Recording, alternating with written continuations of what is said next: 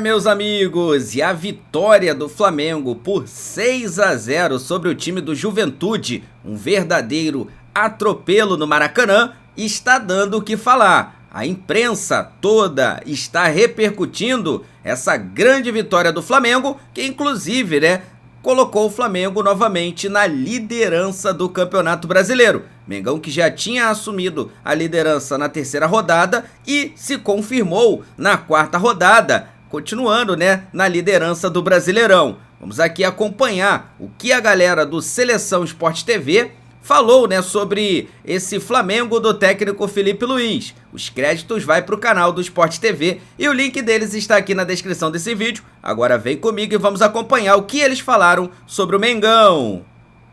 Ontem, falando dos líderes, já eram na rodada anterior e seguem depois de resultados muito impactantes. O Flamengo pelo volume de gols, a goleada em cima do Juventude, e o Palmeiras pela dificuldade do adversário, que é encarar o Internacional no Beira-Rio. O Internacional já enfrentou dois concorrentes diretos ao título. O Flamengo no Maracanã empatou e ontem recebeu o Palmeiras, que vinha de 4 vitórias seguidas, somando todas as competições. E o Flamengo fez o que fez contra o Juventude. Alguém surpreende? Alguém aqui fica surpreso em ver o campeonato já na terceira e na quarta rodada, nas duas últimas, com o Flamengo e Palmeiras na ponta? Algum tipo de surpresa para vocês ou posso dizer que está dando zero, o lógico? Até porque estavam numa prévia de quem ia brigar por título, essas duas equipes. Eu me lembro que a gente fez uma seleção aqui, André, que o Palmeiras não estava numa boa fase, E eu me lembro que eu falei o seguinte, azar de quem pensar que o Palmeiras vai fazer... É o momento que estava passando, de transição do time, do próprio Abel, com tudo isso. E ontem deu a demonstração realmente que voltou aquele Palmeiras, Muitas vezes não joga bem e ganha. Ontem jogou bem e ganhou. E nada... Porque do outro lado tinha simplesmente... Porque muitas vezes o Inter dentro de casa, quando não tinha um time tão bem posicionado, tão bem organizado como agora, não era uma tanta dificuldade. Lógico, sempre dentro do Beira-Rio existe uma dificuldade. Mas no momento que atravessa o Inter, você ganhar lá dentro com a autoridade que ganhou o Palmeiras, não é para qualquer um. E caiu o último invicto da Série A do nosso futebol, que era o Internacional, com esse recado que o Palmeiras deu. Surpreende ver os dois times na ponta? Alguém tá dando a lógica? Nenhuma surpresa. Eu tava vendo, acho que parece que desde 2018 para cá, tirando o Atlético Mineiro e o Botafogo que ganharam, é só Flamengo e Palmeiras, Então, assim, são os dois clubes mais fortes, com um elenco muito forte. E eu gosto de falar da palavra riqueza, riqueza de ideias. Assim, como são fortes, como tem saída de bola, como tem jogo com bola no pé, jogo com bola longa, tem tudo, os caras têm tudo. Então, assim, tudo tende realmente a Flamengo e Palmeiras brigarem até o fim. Claro que a gente está vendo aí, o Fluminense está encostando, está chegando, está melhorando, Pode ter um clube ou outro que vai chegar, mas acho que não vai fugir disso, não. A grande questão para mim são os elencos, Porque se você olha no geral do futebol brasileiro, talvez o Botafogo chegue perto, mas não é na mesma prateleira, na minha visão. Vai precisar de uma janela como o do ano elenco passado. do ano passado era. Sim, o desse ano claramente está abaixo. Eu penso que o Botafogo hoje, para propor jogo, tem um time até bom tecnicamente. Assim, você é ousado em falar que para propor jogo é até melhor. Agora, aquela solidez defensiva do Botafogo, aquela pegada dentro de campo, aquilo se perdeu. Não consigo entender, mas não tem hoje. E na hora que começar a rodar, porque vai ter que rodar. O Flamengo ontem rodou. Assim como tinha rodado contra o Central. O Palmeiras também rodou. O Palmeiras está jogando sem o Veiga. O Giai foi o lateral direito ontem. Fez uma grande partida, inclusive. E não até há pouco tempo, era a terceira opção para ser lateral direito do Palmeiras. Vitor Roque é titular há pouco tempo. O Paulinho está chegando, entrou ontem. Aníbal Moreno estava no banco, foi titular ontem, então... Que muda o jogo, Muda o jogo. É o que falta aí, a gente vai falar daqui a pouco de São Paulo, mas é o que falta pro São Paulo, o Aníbal Moreno, Que é aquele 5 cão de raça, o cara que faz o carregador de piano, faz o trabalho sujo. E o Palmeiras tem isso, o Palmeiras tem atleta de centro-campo que é técnico e tem outro atleta que faz o trabalho sujo. E ontem O Aríbal Moreno foi um cara que ajudou pra caramba. Ontem, assim, o jogo pra mim foi fantástico, uma batalha tática. Assim, é bom falar também do campo ontem. O Beira-Rio, um tapete, o futebol, para ser jogado, tem que ter um tapete. Então, parabéns ao Inter pelo campo que tem. Assim, eu assistindo o jogo, muitas vezes, principalmente no final do jogo, eu falei, caramba, tá nível Europa.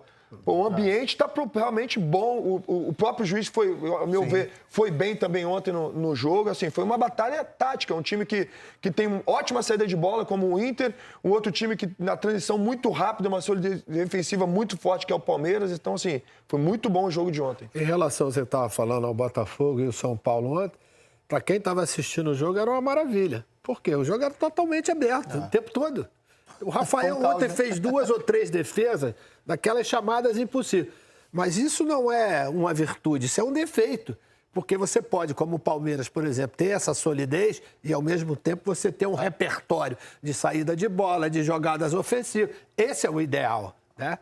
E eu acho que ontem o Flamengo, mesmo com a fragilidade do Juventude, porque jogou de uma forma diferente. Porque o Juventude dentro de casa é outra história completamente diferente, né? E o Flamengo mostrou exatamente isso. Uma solidez.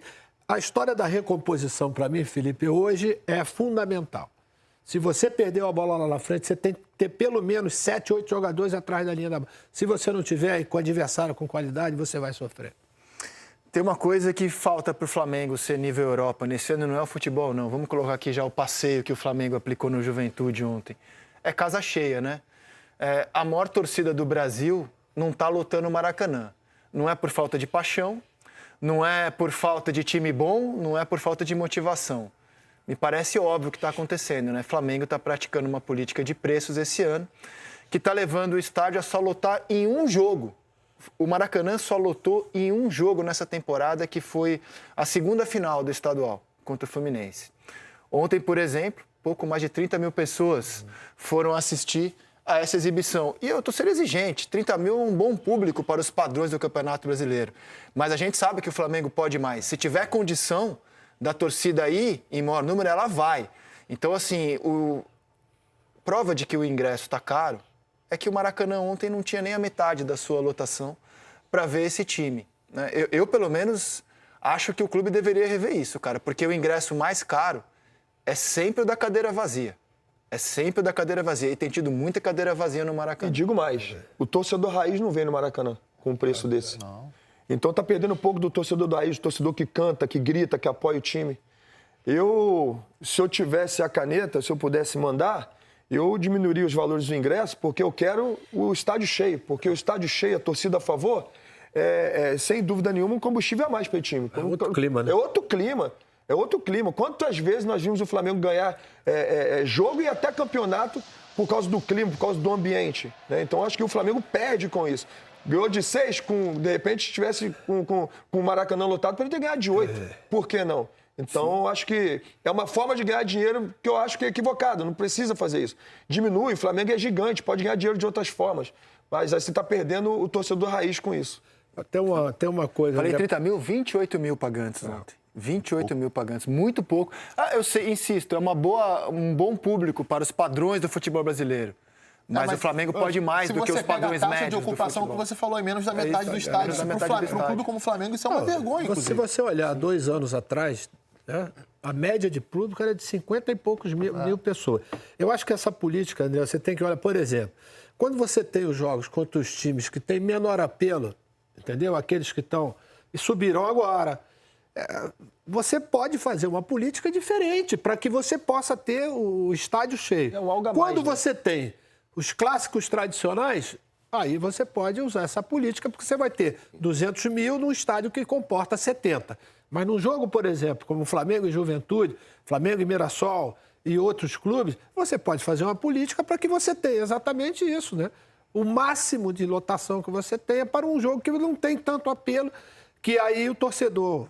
O raiz, o raiz qual é? Aquele que vai do primeiro aos acréscimos incentivando.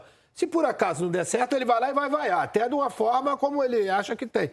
Senão, o outro é o torcedor selfie, que vai lá, tira uma selfie e manda pro amigo. Esse cara não... Ele não torce, mas de fato passa o jogo com a cara no celular. É uma modinha, né? É uma modinha. O cara vai lá, faz a foto, onde que eu tô aqui? Posto na rede social, mas torcer que é bom nada. Não, ele até torce, mas de uma maneira completamente diferente. É aquele torcedor de seleção brasileira turista, que vai para ver a seleção. Não é o torcedor da seleção brasileira que vai para incentivar.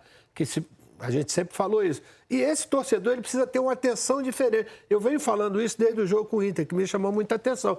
Flamengo e Inter, o Inter na fase que estava era para ter no mínimo 60 mil pessoas no Maracanã. Sim. E teve o público... 45 mil. Jogo sábado de noite, né, mais? Horário bom para ir. Horário bom. Sim. Entendeu? Aí, assim, isso precisa ser revisto, entendeu? De alguma forma. Com certeza. Por exemplo, diz, não tem mais postos para aquisição de ingresso físico. Você tem que ter facial, reconhecimento facial, todas essas coisas. Eu acho que sim. Mas, por exemplo, em jogos desse tipo, que você não vai ter uma correria danada atrás do ingresso.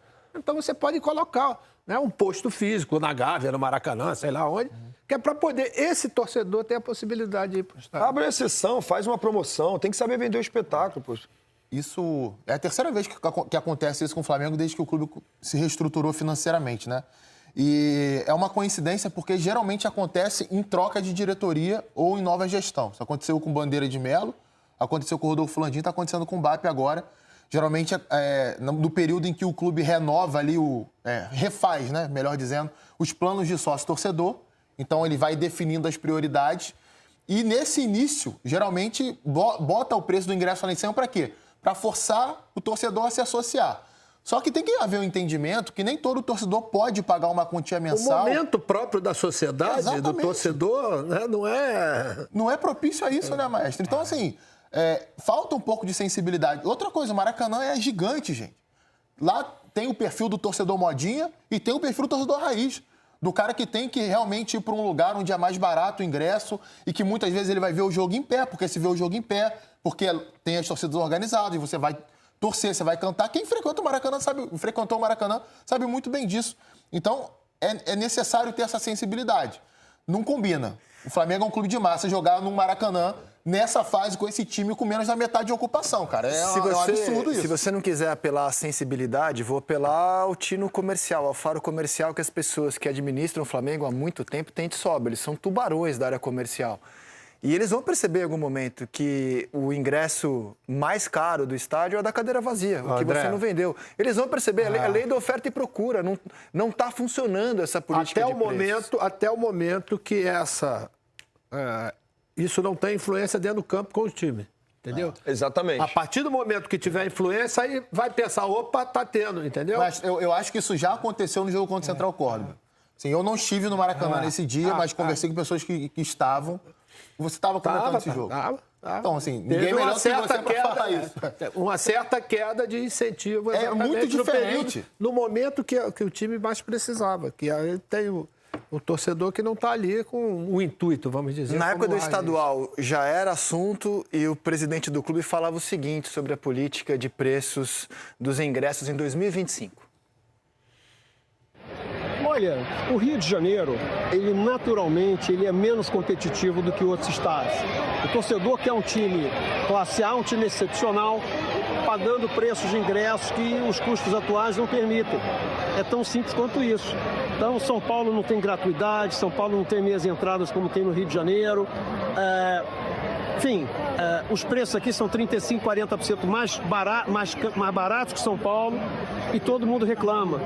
Está tudo caro no Brasil, para ter o time que a gente tem, dificilmente seria mais barato do que isso. O que vai acontecer quando a gente for jogar contra times grandes durante o Campeonato Brasileiro, essa é a base de preço que a gente vai ter. Talvez, pela sensibilidade dos torcedores, isso possa parecer mais barato lá na frente. Mas os custos do Maracanã, os custos do Rio de Janeiro, os custos do time do Flamengo, do futebol hoje em dia, que estão inflacionados, não dá para praticar menos do que isso. Menos do que isso a gente perde dinheiro, e aí você não pode ter um time como que a gente tem hoje aqui, alegrando o coração de 45 milhões. Mas ontem perde o dinheiro o Flamengo ao ocupar menos da metade do estádio. Claramente ele está deixando de ganhar dinheiro e ganhar força, de ganhar cenário com o estádio cheio. Eu queria saber, depois, se tiver essa oportunidade, qual é a influência que você tem da bilheteria no orçamento do Flamengo de 1 bi e pouco. Entendeu? Eu quero dizer, quero saber qual é a influência, né? Porque no meu tempo, a bilheteria era tudo. Hoje perdeu Hoje muito. acabou. Acabou não, perdão, mas você tem um percentual muito menor de influência no orçamento A preocupação que eu vejo em relação às pessoas que não têm a condição de ir ao jogo é a relação que você tem torcida-campo, né? O que pode trazer de incentivo, de força, que sempre foi, vamos dizer, preponderante, determinante, fundamental, mesmo quando se tinha um time como era aquele da década de 80, que ela tinha uma influência muito grande. Na hora que isso tiver uma participação, aí, de repente, até podem rever um pouco tudo isso. Vou mostrar agora o que quem não pôde ir ao Maracanã e quem não viu na televisão perdeu. O recital do Flamengo contra o Juventude. O Flamengo pegou um adversário frágil, que, como disse o maestro, se abriu e ele não tem nada a ver com isso. Foi lá e passou o carro, maestro. Eu acho que esse vamos dizer, é a busca do Felipe. Ontem, na coletiva, ele fala novamente, né? Que é o fato de você ter feito o placar, isso não te dá o direito de você diminuir o ritmo, né? Ainda mais agora que você tem 5 substituições de um nível que você praticamente mantém aqueles que são titulares ou que começaram o jogo, né? E isso aconteceu, né? Fez o primeiro logo no início e depois foi colocando todo o seu repertório para fora. Individualmente o time funciona bem e coletivamente parece que funciona melhor ainda, né? Tem aquela estratégia de você trazer o adversário para fazer... Parece que vai fazer essa marcação, né, na saída de bola, marcação alta, e usa esses espaços através da organização, movimentação do jogador. A única coisa que chama a atenção e que os adversários até agora não exploraram é você deixar o Pulgar de costas para a saída de bola, porque ele tem uma dificuldade em girar e em dominar. Mas todos os outros que têm nessa posição ali, Arrascaeta, que fez um gol incrível ontem, De La Cruz, Gerson, nessa saída de bola, então com ele se movimentando, acertando o passe. Ontem não tinha o Léo Ortiz, mas você tinha o Danilo, que acelera o jogo demais na saída, até trazendo, né, todos os anos de Europa. Isso aí tem funcionado realmente muito. O segundo gol do Flamengo me chama muita atenção. Todos estão em movimentação, gol do Prata, né? Todo mundo, quem está com a bola no pé, conduzindo a bola, obviamente está em movimentação, mas todos os outros fazendo movimento, buscando espaço, até que saiu o golaço do Prata. Assim, é incrível como realmente o Flamengo passou por cima ontem de Juventude. Tem outro jogador que o Felipe recuperou, né? Já tinha recuperado o Wesley, trouxe o Léo Ortiz a um nível excepcional, foi o Alan. O Alan fez um jogo ontem lembrando aquele Alan do Atlético Mineiro, né? Na distribuição de jogo, né? Na hora de interceptar o contra-ataque do adversário, porque ele é pequenininho. Então, ele tem uma certa dificuldade, mas ele tem uma manha que ele vai lá e é a falta tática, né? Para parar a jogada, para poder reorganizar. Esse é um outro mérito do Felipe. 2 jogadores que não vinham bem foram atletas sobre quem o Boto e o Felipe se debruçaram muito no começo da temporada. O Varela, dando moral para ele, e o Alan. E já contei aqui no Seleção, chegaram pro Alan e falaram, cara, assim, esquece quanto você custou, o que já foi, daqui para frente, esquece.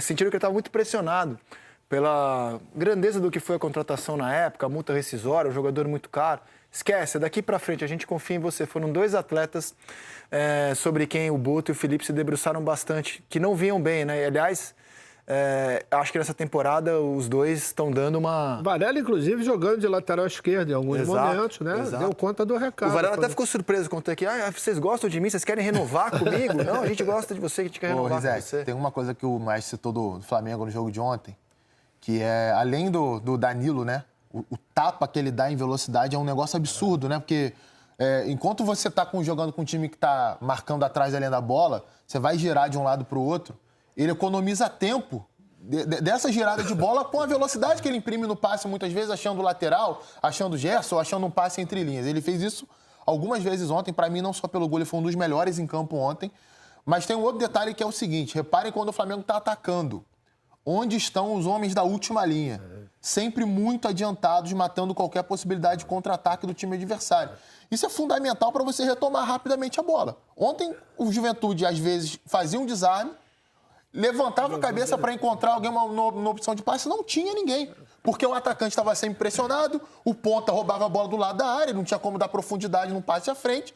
E aí tava ali, Danilo, às vezes o Pulgar próximo deles, ou o Alexandro, que é o lateral que faz mais a base do que o Wesley. Então, é muito importante isso, né? O quanto, às vezes, a gente fala da parte ofensiva, mas isso é um conceito de jogo que não é propriamente ofensivo, né? Você está fazendo uma transição defensiva, você está próximo do time para começar a reagir rapidamente ao perder a bola e as coisas elas vão se encontrando. O que o Maestro falou, né? O Juventude dentro de casa é fortíssimo. Nós falamos isso aqui, né, em programas anteriores. Ganhou os 2 jogos que ganhou fez os 2 em casa. jogos, estava bem. Inclusive, eu elogiei na minha rede social, eu elogiei aqui no programa também, que a Juventude sai e quer jogar, de repente, como joga em casa, no campo menor, né, e pressionando alto contra um Flamengo. Aí vai jogar de peito aberto contra um Flamengo no Maracanã. O que acontece? O que o Danilo faz?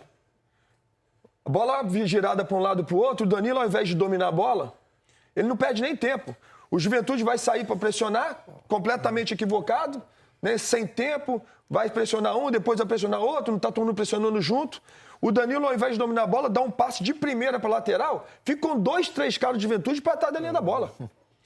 É o que o Flamengo estava fazendo. Aí o Flamengo, tendo o lateral do Flamengo, ou o meio do Flamengo que recebe essa bola, tendo todo o campo para jogar com menos 3 jogadores, foi um massacre.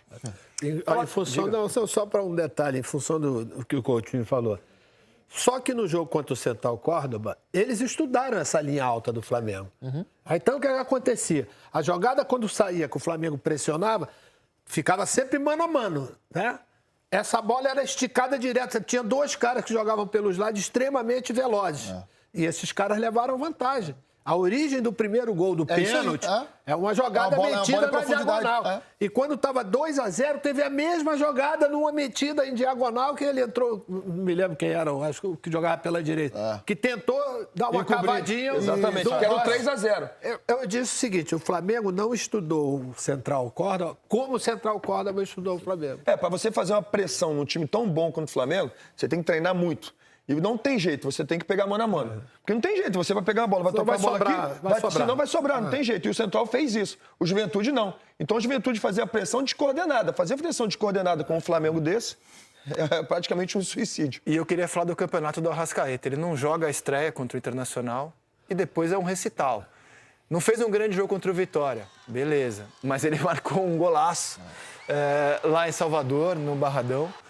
E chegou a 4 gols no campeonato. Tá aqui o gol que ele marcou contra o Vitória. Não era, assim, uma partida exuberante do uruguaio. E aí ele fez um golaço. Depois, ele fez chover contra o Grêmio, né? 2 lindos gols.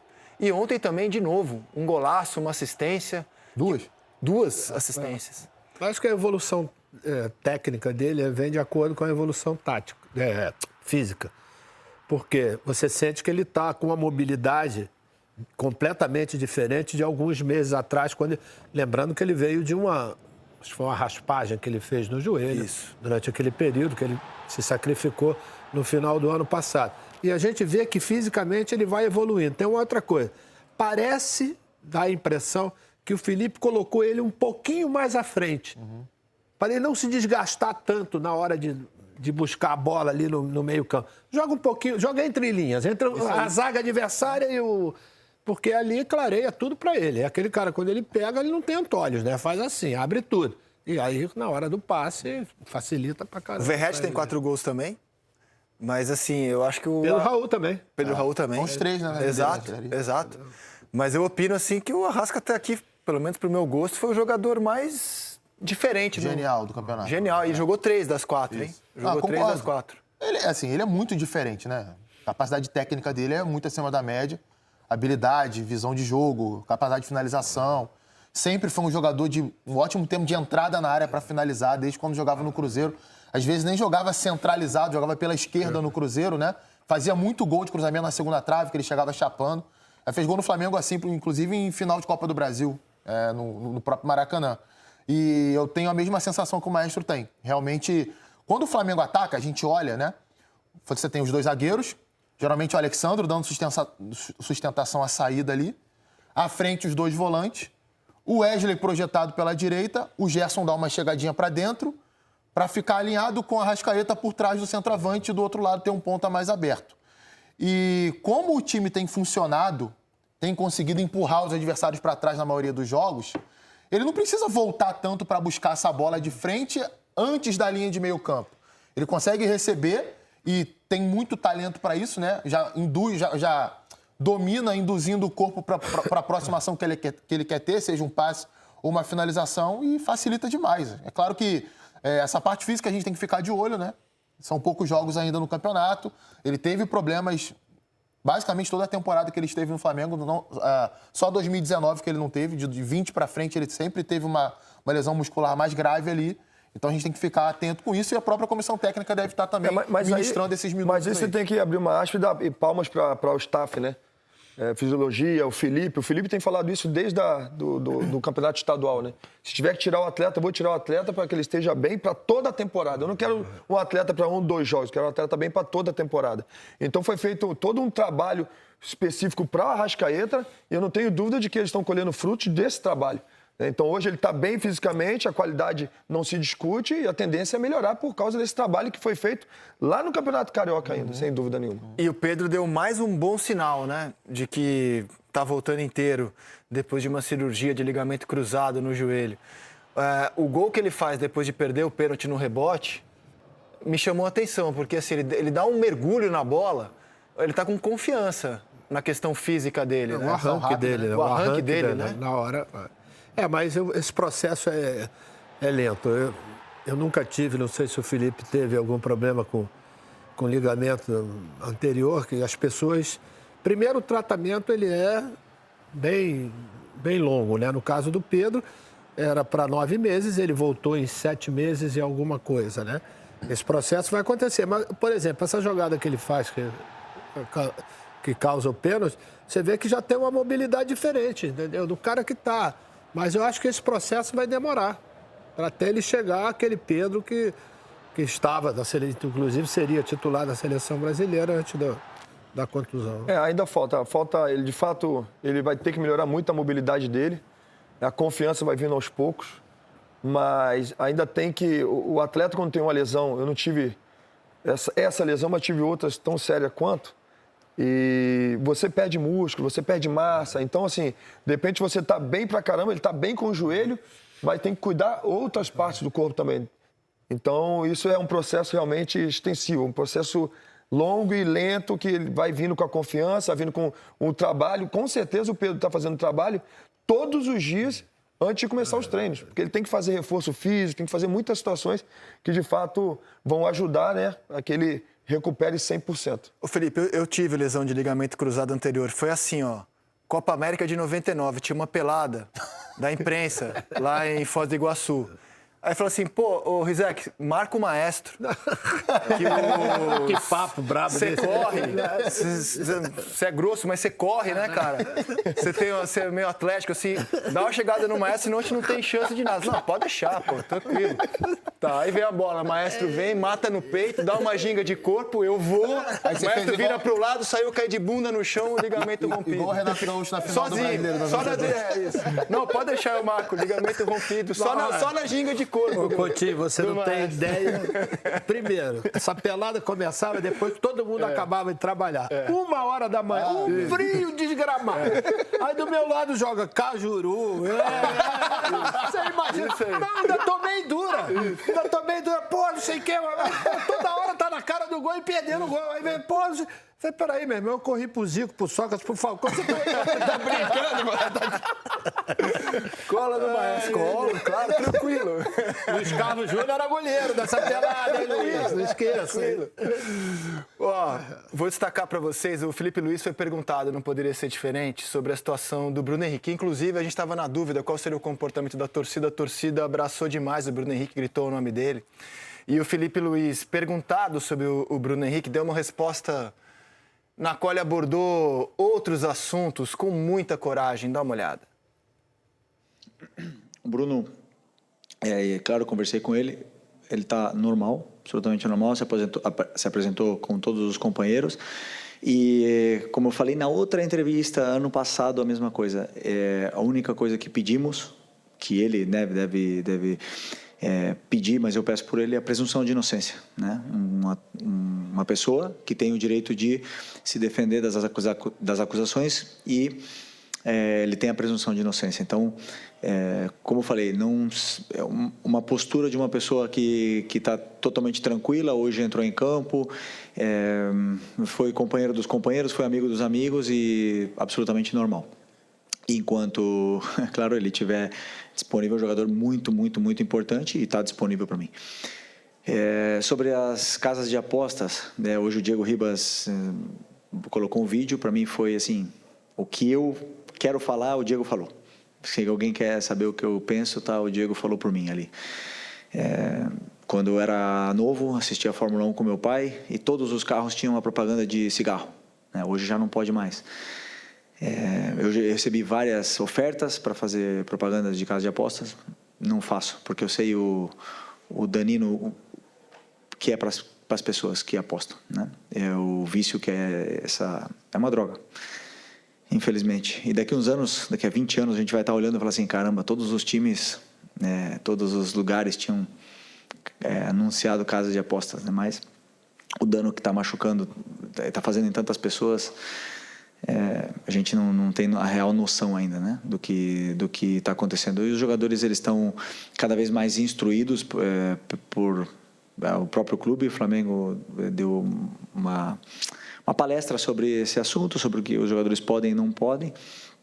Os próprios, na Espanha, por exemplo, desde que eu estava lá em 2015, 2016, falavam todos os anos, né, sobre o que a gente tinha, nossa conduta, e o Flamengo fez isso esse ano. Então os jogadores estão cada vez mais instruídos para não serem nunca abordados. O fato de ele falar o que falou, tendo ali no microfone, na camisa, o patrocinador do Flamengo, que é de casa de apostas, como aliás todos os times da Série A hoje, como aliás toda a mídia esportiva hoje tem, ou as competições têm patrocínio de casas de apostas, acho que só aumenta. Muita gente fala assim, hipocrisia. Eu não acho que é hipocrisia, não. Eu acho que só aumenta a coragem dele de tornar pública a posição pessoal do Felipe, posição pessoal dele. Achei de muita coragem o que ele falou. Não, eu acho perfeito. E quem não viu nas redes sociais o vídeo do Diego Ribas, veja, porque você vai ter ideia exatamente. Eu penso exatamente aquilo que o Diego falou ali. Eu, pessoalmente, não faço nada de bet. Sabe por quê? Porque eu já tive na família, né, gente que, infelizmente, jogou fora tudo que tinha em função de negócio de apostas. Eu não tenho. Na minha casa não entra baralho. Olha, 2 aqui tiveram... Isso é uma coisa, assim... É uma dependência química. É uma dependência química, isso é tratado em psiquiatria ou consultórios... E análise, de uma forma geral, seja qual for ali a especialidade. Eu acho que é uma coisa que as pessoas não estão prestando atenção. Tem muita brincadeira, tem muita... É claro, assim, a gente não pode ser hipócrita aqui. Nós trabalhamos numa casa que é patrocinada, assim como todos os outros veículos de comunicação. Mas é necessário que se tenha uma conscientização do mal que se pode fazer. Eu acho isso. Tem que ter realmente a conscientização. Eu vejo... É uma droga... Mas se você tomar refrigerante em excesso é uma droga, energético doce, em excesso é uma droga, doce em excesso acaba sendo uma droga, tudo que é excesso realmente é ruim. Eu já fiz trabalhos com casas de apostas, apesar de nunca ter apostado na minha vida, né? Mas eu já tive, por exemplo, pessoas na família, e tenho problema com pessoas na família, não com aposta, mas com energético, por exemplo. Então, eu acho que tem que ter esse trabalho de conscientização para que isso não aconteça, porque, de fato... Se nós começarmos a exagerar, eu vejo meus filhos em casa e eu tomo muito cuidado por causa do telefone celular. Porque acaba virando um vício também. Tudo que é em excesso acaba virando um vício e tudo em excesso é ruim, de fato. Você quer ver uma coisa? Com certeza isso deve acontecer com vocês também. Tem vários colegas meus, amigos meus ou até conhecidos. O cara é comentarista lá do Sport TV. Pô, me fala aí quanto é que vai ser o jogo tal, quem é que vai fazer o gol, quem é que vai tomar cartão. E eu geralmente evito de responder porque eu não sei o que esse cara pode fazer com uma resposta minha. Não que eu seja importante, mas é uma coisa que pode me prejudicar profissionalmente e prejudicar aquela pessoa, né? E viciar ainda mais aquela pessoa. É realmente uma coisa séria. As pessoas não têm muita noção disso. Acham que é brincadeira. Não, eu vou apostar R$5 aqui, R$10 ali. Daqui a pouco o cara tá gastando o salário todo nisso. Tá deixando de botar comida dentro de casa. Eu confesso que eu fiz muitos trabalhos com Bet, ainda continuo, tenho uma parceria com a Bet, né? E seria muito hipocrisia da minha parte. Aí sim, da minha parte, eu falo assim, não, que eu não faria. Tive, inclusive, em casa um debate, não foi uma discussão com a minha esposa, que ela falou assim, mas será que isso é bom? Você não precisa disso. Eu falei, cara, mas eu não vejo problema. Eu acho que tem que ser realmente um trabalho de conscientização, porque, de fato, as pessoas têm que entender que, poxa, tudo em excesso é ruim. Né? Eu nunca apostei, não gosto, sabe, assim, muitas vezes que eu estava, inclusive, de férias, que nós íamos para Monte Carlo, vamos lá, vamos no cassino. Eu ia para cassino com $50 e voltava com 50 dólares, porque eu não sei jogar carta. Né? Não sei. Então, assim, eu tenho essa conscientização, mas muitas pessoas não têm. E, de fato, isso tem sido um problema. Porque eu conheço pessoas, não da minha família, mas eu conheço pessoas que perderam tudo. E, de fato, perderam tudo. Então, eu acho que o principal é esse trabalho para as pessoas se conscientizarem. Hoje é bet, antes era bingo. É isso aí. E antes era... Sempre jogos de azar, todos eles te levam a uma doença, né? A um vício. E esse vício, ele é complicado até para que você possa se regenerar de repente, né? Então, é uma questão minha pessoal. Não falo ninguém que faça, que é o caso do Felipe e tantos outros fazem. São oportunidades, entendeu? Que as pessoas têm. Mas elas têm que estar conscientizadas que todas as vezes que você incentiva, tem alguém que vai sofrer um malefício dessa coisa, entendeu? Isso aí é uma coisa. É lógico que hoje, se você tirar as bets do nosso trabalho, dos clubes, ali vai ser um desastre. Vai ter que se refazer um pouco tudo que envolve, vamos dizer, em termos de marketing. O Flamengo conversou com os atletas, né? Fizeram uma palestra com os atletas. Ano retrasado, quando ainda jogava no Fluminense, nós tivemos um problema lá com o Vitor Mendes, né? Vitor Mendes que veio a público depois pedindo a oportunidade, que já tinha ficado 1 ano e meio sem jogar, que estava com o pai, inclusive, infelizmente, o pai dele veio a falecer, que estava com o pai mal, com câncer, ele queria voltar a jogar futebol para poder ajudar o pai, né, nos custos ali da medicina. E há 2 anos atrás o Fluminense fez essa palestra, né? Tivemos uma palestra lá, o próprio presidente Mário também falou sobre isso. Olha, quem for abordado, por favor, venha, fale conosco, nem responde, vem falar conosco. E, de fato, existem os oportunistas, né? Existem gente, realmente, os maus caráteres que querem entrar, os bandidos, de fato, que vão entrar e querem uma brecha para entrar e para saber o resultado, para saber se vai poder tomar um cartão ou outro, né? Eu, graças a Deus, nunca recebi nenhuma chamada. De repente, ninguém nunca teve a coragem, né, de chegar e falar assim, vou mandar mensagem para esse cara vai... Né? Mas eu já tive atletas com que eu joguei que chegou para mim e disse, cara, o cara me mandou mensagem falando isso aqui. Ó. Falei, irmão, vai agora no presidente e fala com o presidente. Porque realmente são oportunistas. Agora é ver o que vai acontecer, né? Como o Felipe falou, o Bruno é inocente, né? A gente espera de fato que ele seja inocente, porque realmente é muito triste uma situação como essa, né? E eu acho que esse trabalho, André, quando ele chega no profissional, ele já está no último estágio. Esse trabalho tem que ser na base. Exatamente. Nessa molecada ainda, hein? Que não tem ainda uma formação de intelecto, não tem uma formação daquilo que funciona todo dentro do ambiente do futebol profissional. Essa é a preocupação maior que os clubes deveriam ter, com essa molecada da base. Né? Para que quando eles chegarem no profissional, já estejam com a cabeça feita, sabendo que qualquer tipo de abordagem ali, esquece, joga para lá, trata de uma forma completamente diferente. E até para entender e educar e ensinar que quando você leva um cartão, se for o caso do Bruno Henrique, se for comprovado o caso do Bruno Henrique, que goza da presunção de inocência, quem vai decidir se ele é culpado ou inocente é a justiça. Ele, Paquetá, Luiz Henrique, todos que nesse momento estão sob os holofotes da justiça. Tem mais uma coisa que eu ia esquecendo.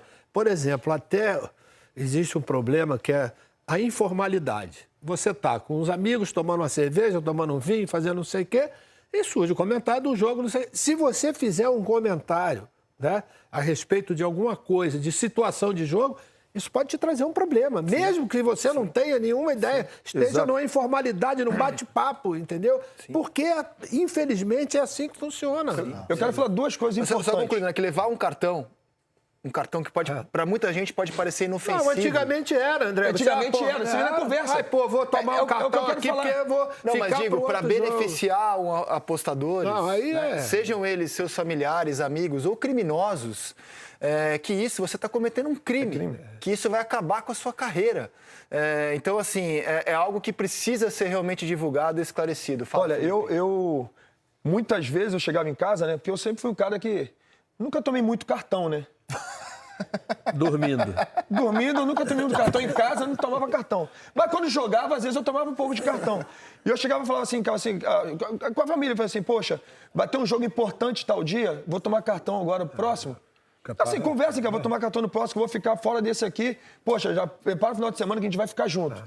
E outra coisa, assim, que aconteceu comigo. Eu, quando eu jogava na Juventus, e eu sei que isso vai dar polêmica, porque eu vou trazer à tona uma coisa que ninguém sabe, ou melhor, poucos sabem. Eu, quando eu jogava na Juventus, às vezes eu via, nós concentrávamos no hotel, lá em Turim, que ficava no cinema. E tinha um cinema, ficava no shopping, ficava no cinema. Então nós saímos e ia para o cinema. Às vezes tinha um jogo no outro dia, um jogo importante, saía todo mundo ir pro cinema, tá indo pro cinema. E o Buffon ficava apostando, cara. O Buffon ficava com iPad, na época o telefone, o computador dele, ele ficava apostando. E às vezes perguntava, cara, vai jogar não sei quem da Série C no Brasil. E que isso, cara? Série C? E ele apostava. Ele ganhou muito dinheiro, mas também perdeu muito dinheiro. E muitas vezes eu falava com ele, cara, que é isso, cara? Você vai te levar a nada, você é o Buffon e tal. Ele perdeu muita coisa por causa disso. Vício da aposta. Dependência química. Desse nível, Série C. Desse nível. Revelação, não só ele, tinha outros que perguntavam pra mim, Felipe, vai jogar tanto quanto eu falei, meu, eu não sei, pô. O que você acha que vai ganhar? Eu falei, não sei. Quantos gols? Eu falei, cara, eu não sei, não tenho ideia de quantos gols, quantos resultados. Não vou nem falar, porque se perder vai dar ruim pra mim. Mas muitas vezes, realmente é a dependência. Vício. Olha isso, meu amigo. Tem que ter muito cuidado e muita responsabilidade com isso, né, galera? Vou deixar aqui os créditos pro canal do Sport TV, o link deles está na descrição do vídeo. Vou pedir a você que não é inscrito para se inscrever no canal, ativar o sino e deixar o like. Daqui a pouco eu tô voltando, trazendo mais novidades do Mengão pra vocês. Afinal de contas, isso aqui é a nossa paixão, isso aqui é nosso amor. Fui, nação!